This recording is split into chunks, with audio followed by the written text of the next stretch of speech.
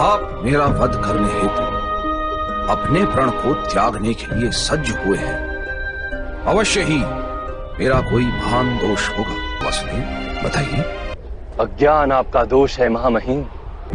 आपने धर्म के वास्तविक रूप को जानने का तो कभी प्रयास ही नहीं किया।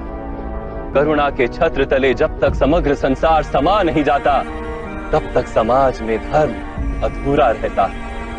किंतु आपने केवल अपने परिवार का विचार किया, संसार के कल्याण का तो विचार ही नहीं किया आपने। इसलिए आपका त्याग भी स्वार्थ का ही रूप है। मैंने अपने पिता के सुख हेतु राज्य का त्याग किया, आजीवन ब्रह्मचर्य की प्रतिज्ञा ली। ब्रह्मचर्य की प्रतिज्ञा और राज सिंहासन का त्याग अवश्य उत्तम कार्य थे, किंतु आपने समाज के प्रति अपने उत्तरदायित्व का त्याग क्यों कर दिया महामहिम? विचार कीजिए महामहिम। आपने अपनी प्रतिज्ञा को धर्म माना।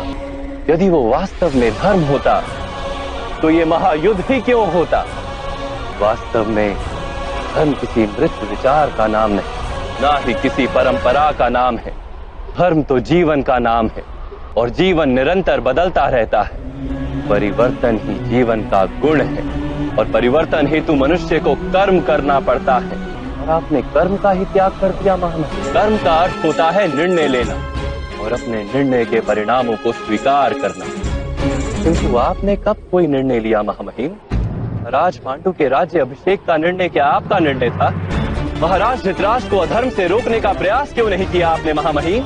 युद्ध सभा का निर्णय और उसमें पांचाली के अपमान को ना रोकने का निर्णय, इस युद्ध का निर्णय, सभी अधर्मों को रोकने का आपके पास सामर्थ्य भी था और शक्ति भी, किंतु आप निर्णय नहीं ले सके महामहिम। आप केवल अपनी प्रतिज्ञा और अपने प्रण से बंधे रहे।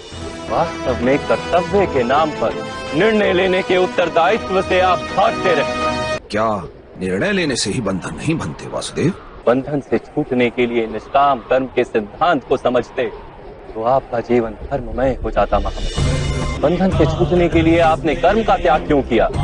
कर्म के फल का त्याग करते, किसी के आदेश को कर्तव्य मानने के स्थान पर अपने कर्म को कर्तव्य मानते तो भी बंधन से छूट जाते। बहुत समय पूर्व आपने प्रतिज्ञा ली। क्या उस समय आप सारा भविष्य जानते थे?